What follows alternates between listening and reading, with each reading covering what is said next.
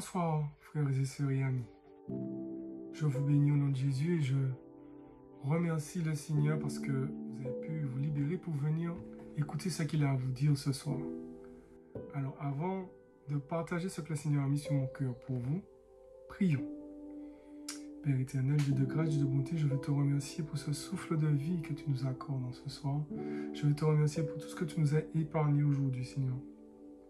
Et je veux te demander vraiment de disposer le cœur de ton peuple à recevoir ce que tu as pour lui pour ce soir, Seigneur. Permets-moi de dire uniquement ce que tu as prévu de dire à ton peuple et rien d'autre, Seigneur. Et dans tout ce qui se passera, non pas à moi, mais à ton nom seul, soit donné gloire. Je t'ai prié au nom de ton Fils, Jésus-Christ, et pour ta cette gloire. Amen. Alors,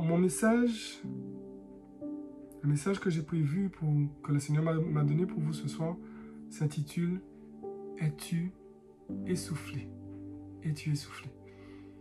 Et pour développer ce message, je me suis appuyé sur deux passages bibliques.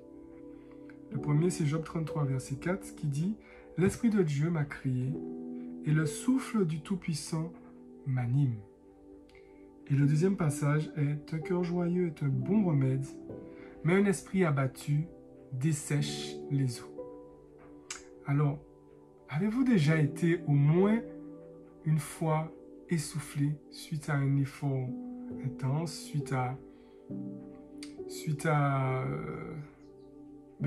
la contraction du Covid, là, parce que ça essouffle après, ou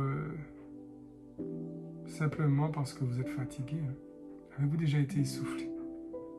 Déjà, qu'est-ce que l'essoufflement? L'essoufflement est une sensation d'inconfort ou de difficulté respiratoire qui survient par une activité n'entraînant normalement aucune gêne. Alors cette activité, ça peut être un effort plus ou moins important. Ça peut être suite à un mauvais repos que vous avez eu ou une position allongée. Ça peut être dû à différentes choses. Quoi qu'il en soit, il correspond à un état physique qui empêche de respirer correctement. Alors là, nous avons parlé de l'essoufflement physique. Mais il existe différents types d'essoufflement. Il existe également, en plus de l'essoufflement physique, il existe également l'essoufflement moral. Alors cet essoufflement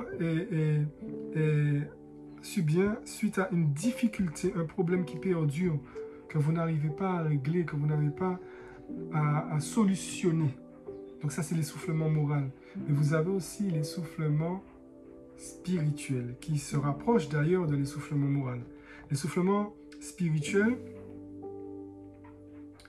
quand vous êtes essoufflé spirituellement, vous êtes dépité, découragé, déprimé, fatigué de vous battre, fatigué de faire des efforts pour maintenir la sainteté, la constance dans le jeûne et prière, pour maintenir cette proximité avec Dieu. Vous êtes fatigué de ça. Ça s'appelle l'essoufflement spirituel. Et vous me demanderez sûrement, quand on est dans ce cas-là, comment faire pour sortir de l'essoufflement spirituel, de l'essoufflement en général? Comment faire? Comment retrouver son souffle? Alors, pour pouvoir vous répondre, je me suis inspiré du message d'un pasteur qui s'appelle Christian Bacquet, et son message s'intitulait « Comment retrouver le souffle » d'ailleurs. Et selon lui, quel que soit l'essoufflement que vous avez, c'est exactement le même processus. Quand vous voulez sortir de l'essoufflement, vous devez d'abord vous arrêter. Vous devez ensuite respirer. Et après, vous devez repartir. Alors tout d'abord, s'arrêter. Cet arrêt de notre quotidien, c'est chaque fois que nous prenons le temps d'une pause, que nous regardons nos vies, que nous recevons la parole de Dieu. Chaque fois que nous sommes assis ensemble dans un même lieu. Le culte est cette occasion privilégiée où nous pouvons poser ce qui nous encombre pour pouvoir reposer et reposer dans le sens de poser à nouveau nos vies et reprendre le souffle. Voilà pourquoi il est important de venir régulièrement au culte le dimanche. Mais il est aussi important de venir, pas seulement au culte, hein, au moment d'études bibliques, au moment de méditation. C'est très important. Pourquoi? Parce que à travers toutes ces petites réunions, vous aurez toutes ces occasions qui se présentent à vous pour vous asseoir seul avec vous-même ou avec quelques frères et sœurs en Christ pour partager et méditer la parole. Ça vous permettra de faire le point sur vous-même, mais aussi le point avec Dieu. Et ainsi, quand vous serez arrêté et vous aurez fait le point avec Dieu, vous pourrez reprendre le souffle. C'est-à-dire respirer. Pour retrouver le souffle dans nos vies, quand nous nous sommes arrêtés pour faire le point et poser nos existences, il importe de se mettre en situation de disponibilité. Être disponible à l'Esprit Saint, qui parfois surgit soudainement, qui souvent s'exprime d'une manière presque inaudible. On peut passer parfois à côté si on ne fait pas attention. C'est pourquoi s'offrir à la disponibilité est important. Mais comment être en disponibilité à la respiration spirituelle? Pour être en disponibilité à la respiration de Dieu, nous est donné la prière, les amis.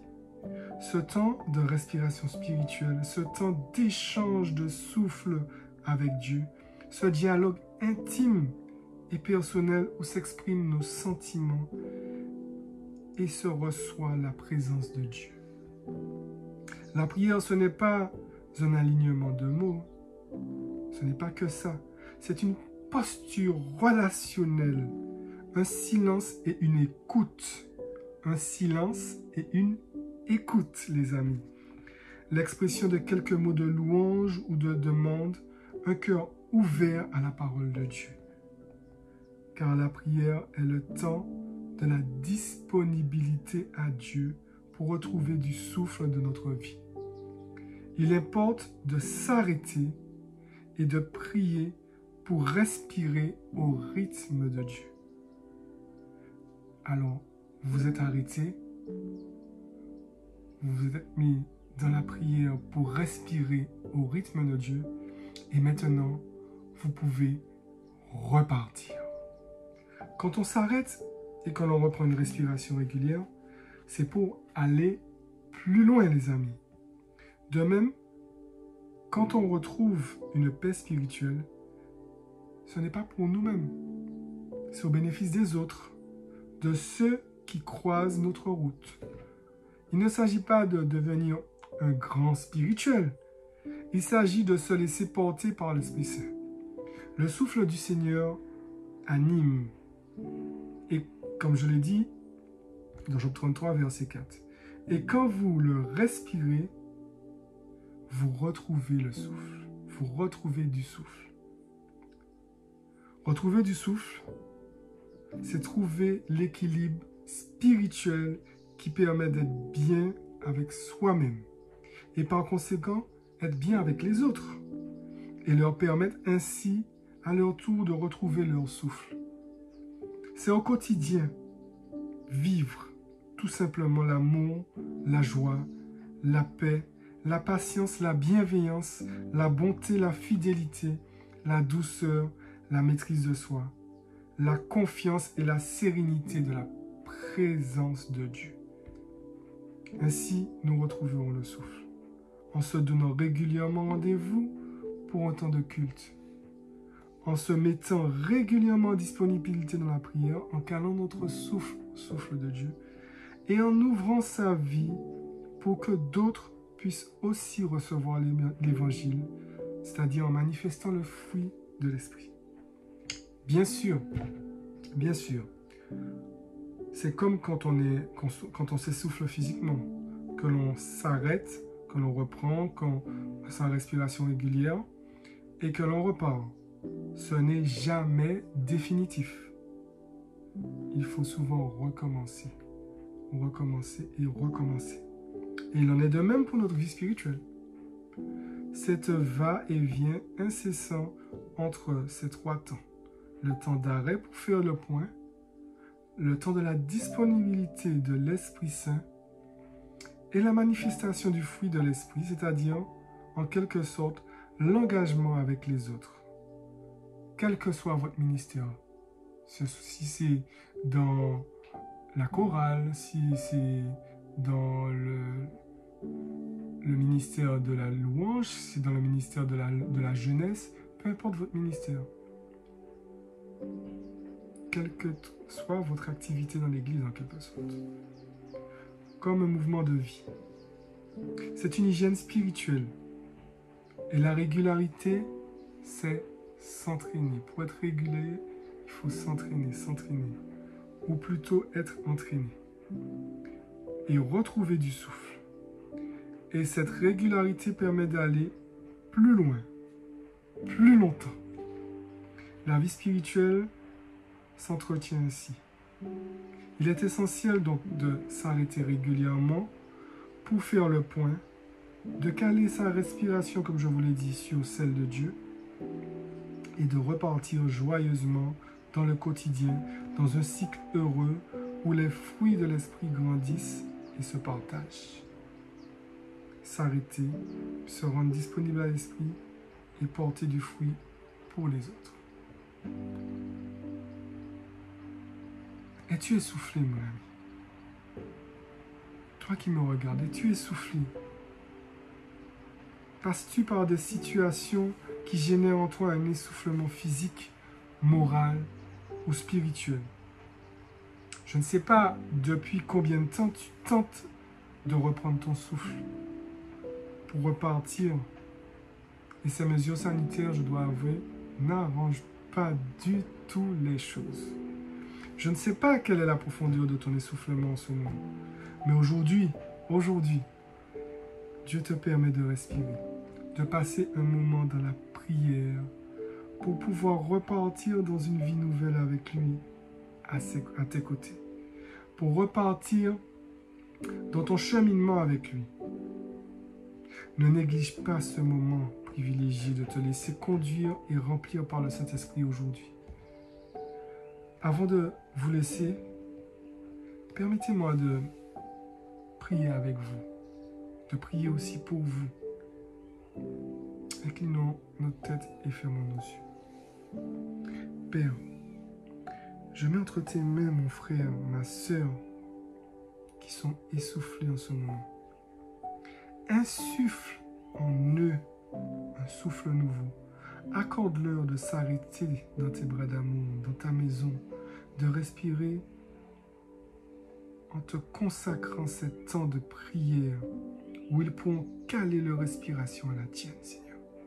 Et donne-leur la capacité de repartir et manifester le fruit de l'Esprit à leur entourage. Au nom de ton Fils Jésus-Christ. Amen. Toi qui as fait cette prière avec moi, si tu connais déjà Dieu, fais les 3 étapes que je viens de te décrire. Arrête-toi, respire et repars avec force, avec la force que Dieu va te donner d'ailleurs. Repars et recommence, repars avec Dieu. Si tu ne connais pas Dieu par contre, après cette vidéo, s'affichera une prière de repentance. Je te conseille de la faire.